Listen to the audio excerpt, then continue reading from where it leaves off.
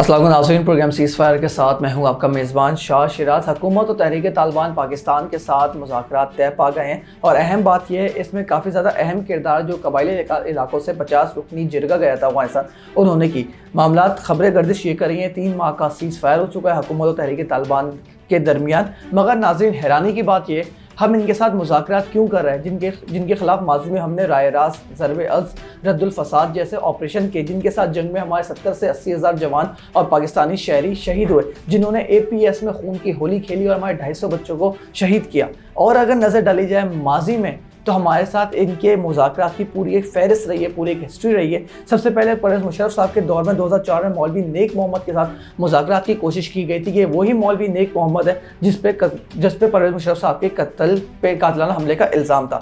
2005 में बैतुल्लाह महसूद के साथ भी मुज़ाकरात की कोशिश की गई थी। ये वही बैतुल्लाह महसूद है जिसने 2007 में तहरीक तालिबान पाकिस्तान की बुनियाद रखी। 2008 में एक सवात अमन मुआहदे की भी कोशिश की गई थी, मगर वो मामला भी फेल हुए। इसके बाद तालिबान ने पूरे सवात पे कब्जा कर लिया।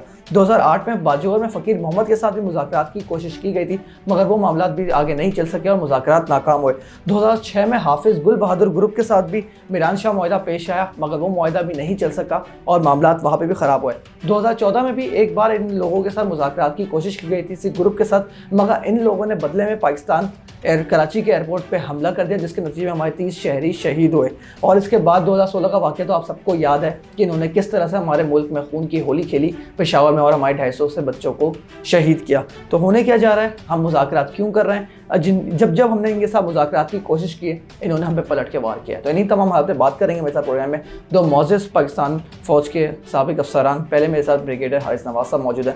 Sir, thank you for joining. Sir, जो हमारे इनके साथ मुज़ाकरात शुरू हुए हैं पाकिस्तानी गवर्नमेंट और तहरीक तालिबान के दरमियान, तो सर आपको क्या लगता है मुस्तक़बिल में ये आगे चल सकेंगे? इसमें और कुछ पेशरफ्त हो सकती है क्या? पाकिस्तान में अमन कायम हो सकता है? देखें, इसमें 2-3 बातें हैं कि आप जो भी लड़ाई हो रही होती है, चाहे वो फर्स्ट वर्ल्ड वॉर थी, सेकंड वर्ल्ड वॉर थी, या जिस लेवल पे भी आप जाएंगे, तो अगर आप देखें तो वहाँ ये बात है कि ultimately it's across the table. लेकिन ज़ाहिर है कि तहरीक तालिबान पाकिस्तान के ने पाकिस्तानी मुसल्लह फ़ौज को, पाकिस्तान की आवाम को बहुत ही नुकसान पहुँचाया। लेकिन क्या हम इसमें अनएंडिंग वॉर में जाएँ, या हम इसका कोई ऐसा हल निकालें जो हुकूमत पाकिस्तान की पोजीशन के मुताबिक फ़ैसला हो, जिसकी वजह से ये मुज़ाकरात किए गए। और ख़ास तौर पे इसमें तहत जो है अफ़गान तालिबान है, उन्होंने बहुत मजबूर किया है TTP को कि आप पाकिस्तान के साथ मुज़ाकरात करें और इसका ज़रूर कोई हल निकालें, जिसकी वजह से ये मुज़ाकरात हुए हैं और ये कल ही शायद कंक्लूड हुए हैं। लेकिन इसका कोई नतीजा जो है वो ज़्यादा उम्मीद अफ़ज़ा नहीं निकला, क्योंकि उनकी डिमांड ऐसी हैं कि जो कि हम हुकूमत पाकिस्तान कभी भी कंप्लीट नहीं कर सकती। नंबर 1 जो कहते हैं कि फाटा को दोबारा उनको ये रीडू करें, उनको फाटा को इंडिपेंडेंट कर दें, वहाँ पर उनके आने जाने के रास्ते हों, उनको कोई प्रॉब्लम ना हो। उसके बाद जो उनके जितने तालिबान के इनके TTP के लोग मारे गए हैं, उनको कॉम्पनसेशन दी जाए। ये वो मुतालबात हैं जो हुकूमत पाकिस्तान, बल्कि कोई पाकिस्तानी इसको एक्सेप्ट नहीं कर सकता। इसलिए कि अगर उनके लोग मारे गए हैं तो उन्होंने कितने जो हैं हमारे 69 शहरियों को शहीद किया है, कितने आर्मी के पर्सनल को शहीद किया है, उनकी कॉम्पनसेशन क्या होगा। और फिर सेकंड ये कि आपने कभी भी ऐसे मुतालबात नहीं मान सकते। हुकूमत की रेट को कोई चैलेंज नहीं कर सकता। अगर उनके जायज़ मुतालबात होते तो हुकूमत पाकिस्तान शायद मान लेती, और वो पाकिस्तान का मुतालबा सिंपल है कि आप एक तो मेन स्ट्रीम में आएँ, आप माफ़ी मांगें, और आपके जो ज़्यादा लोग जिन्होंने हमारे सिविलियन को, आर्मी वालों को शहीद किया है, उनके हम ट्रायल करेंगे, कानून के मुताबिक उनको सज़ा होगी। और फिर उसके बाद हम आपको ये माफ़ी दे सकते हैं कि पाकिस्तान में आएँ, और उसको गारंटी दें, हथियार डालें, और आपने उसके बाद कभी इन चीज़ों में इंडल्ज नहीं होना। ये पाकिस्तान का मुतालबा जो कि बिल्कुल जायज़ है। आई थिंक इसलिए मुझे इस वक्त तक तो नहीं लग रहा। अब आगे देखना है कि पाकिस्तान ने भी, दोनों ने फैसला किया 2-3 महीने के बाद दोबारा मुज़ाकरात करेंगे, राह हमवार की जाए। बट अल्टीमेटली मुझे नहीं उम्मीद कि ये होगी। इनसे आने कुव्वत से निपटना पड़ेगा, इन सबको ख़त्म करना पड़ेगा, तभी पाकिस्तान में अमन और चैन है। सर, आपने पूरी बात की, आपने बताया उनके क्या क्या मुतालबात हैं। सर, मगर माजी में हम नज़र डालें کیا وہ شقیع معاہدہ ہو، میران شاہ معاہدہ ہو یا سوات امن معاہدہ ہو، سر انہوں نے ہمیشہ ہم نے ان کے ساتھ مذاکرات کیے، ان کے لوگ چھوڑے اور انہوں نے ہمیشہ ہم پہ پلٹ کے وار کیے. تو سر اس بار کیا گارنٹی ہے؟ اس لیے جو مطالبات کا آپ نے ذکر کیا اس میں ایڈ کر دوں کہ تمام جو 60% قیدی ان کو رہا کر دیا جائے، ان کے کیسز ختم کر دیے جائیں، فاٹا کے علاقوں سے وہاں سے فوج کا انخلا ہو جائے. تو سر انہی کا فائدہ ہو رہا ہے، سر ہمارا کوئی فائدہ نہیں ہو رہا. تو اس صورتحال کو آپ کیسے دیکھتے ہیں؟ دیکھیں ہمارا فائدہ صرف ایک ہوتا ہے کہ پاکستان میں امن ہوگا. پاکستان میں جب امن ہوگا تو کنڈیشن انوائرمنٹس ہوگی، باہر سے انویسٹمنٹ بھی آئے گی، بزنس بھی بڑھے گا اور ملک میں افراتفری بےچینی ختم ہوگی. لیکن بات یہ ہے کہ کیا ہمیں اس بات کو ایکسیپٹ کرنا چاہیے کہ اثرات کیا ہوں گے. اگر آج ہم ان سے مذاکرات کرتے ہیں، کل TLP بھی کھڑی ہو جائے گی، کل ملک کی دوسری پولیٹیکل پارٹی JUI وہ کھڑے ہو جائیں، ہمارے یہ مطالبات پورے کر. تو آپ کو کسی حالت میں بھی ایسے مذاکرات کو ایٹ لیسٹ ان کی یہ شرائط ماننی چاہیے. نمبر 2 بات ہے کہ اس وقت تحریک طالبان جو ہے پاکستان افغانستان میں ہے، افغانستان کو ان کے بہت پریشر ہے افغان گورنمنٹ کا، کیونکہ ظاہر ہے کہ انہوں نے امریکہ سے لڑائی میں کافی مدد کی افغان طالبان کی، وہ چاہتے ہیں. لیکن وہ اب یہ مجبور ان کو کر رہے ہیں کہ آپ کیسے کریں، کیونکہ انہوں نے خود کہا کہ ہماری سرزمین کسی ملک کے خلاف، چاہے وہ ایران ہو، سینٹرل ایشیا ہو، چائنا ہو یا پاکستان، ان کے خلاف استعمال نہیں ہوگی.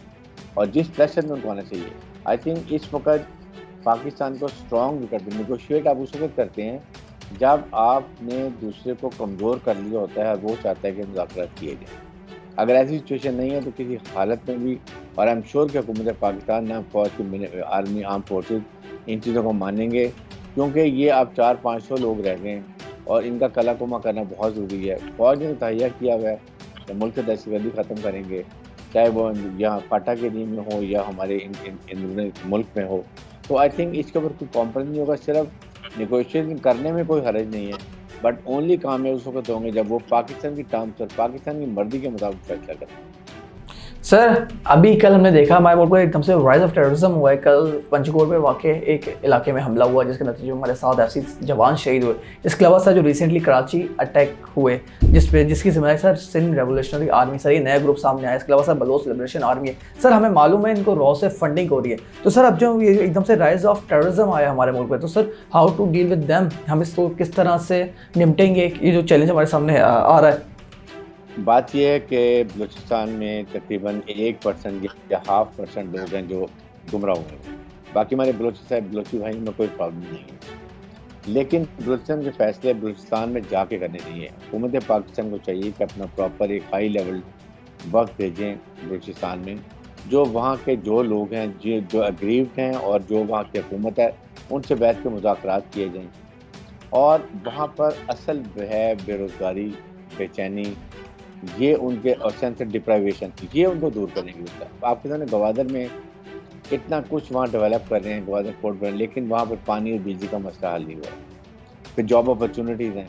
آپ یہاں جاتے یہاں سے ہیں اور وہاں جا کے لوگ یہاں سے پاکستان سے لوگوں کو لے جاتے ہیں، بلوچستان کے لوگوں کو جاب نہیں دیتے ہیں. یہ بھی ایک بڑی وجہ ہے. اس کے بعد ان کو economic package, socio economic problems ہیں، ان کو اکنامک پیکج دیں.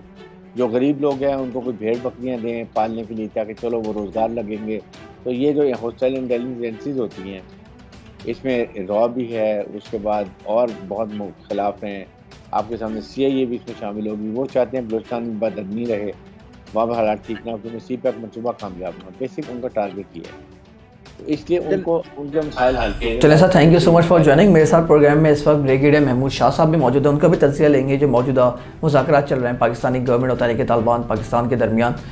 Thank you so much for joining. Sir ابھی جو ہم نے دیکھا اکتوبر سے جو تحریک طالبان پاکستان اور پاکستانی گورنمنٹ کے درمیان جو مذاکرات شروع ہوئے ہیں، سر آپ کو کیا لگتا ہے اس سے کچھ فائدہ ہوگا؟ اس سے مزید کچھ اور پیش رفت ہو سکتی ہے یا ماضی کی طرح یہ بھی ناکام ہوں گے؟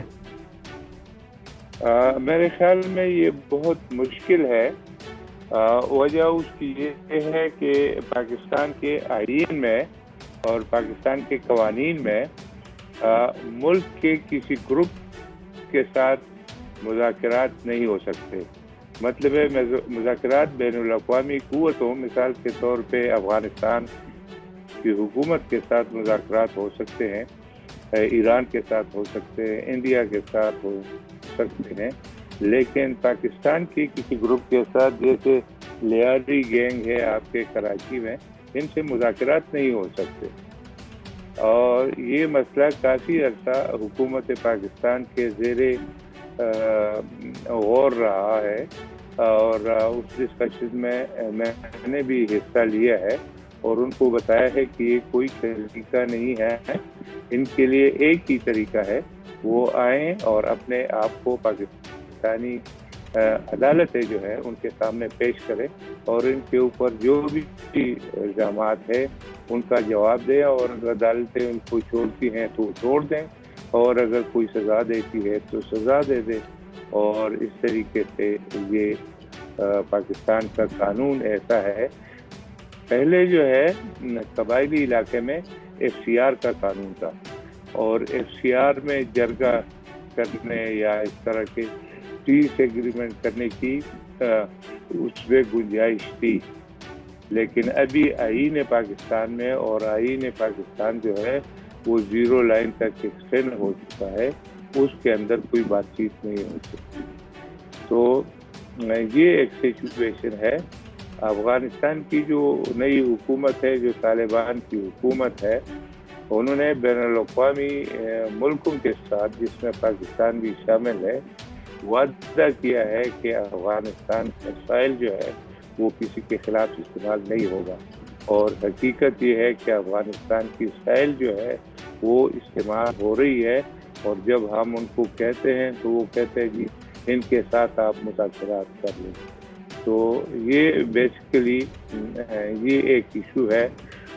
جب وہاں پر یہ ڈسکشن ہوئی تھی، اور 4-5 سال پہلے ہوئی تھی، اور 4 سال پہلے انہوں نے وہاں سے درخواست بھیجی تھی کہ ہمیں پاکستان میں آنے دے اور ہمیں معاف کیا جائے، اور یہ وہ جو بھی باتیں انہوں نے لکھی ہے، وہ اس وقت ان کی تعداد بتائی تھی وہ 9000 تھی، ابھی ان کی تعداد 4000 ہے، اور دراصل یہ 4000 بھی راشن اسٹرینتھ ہے۔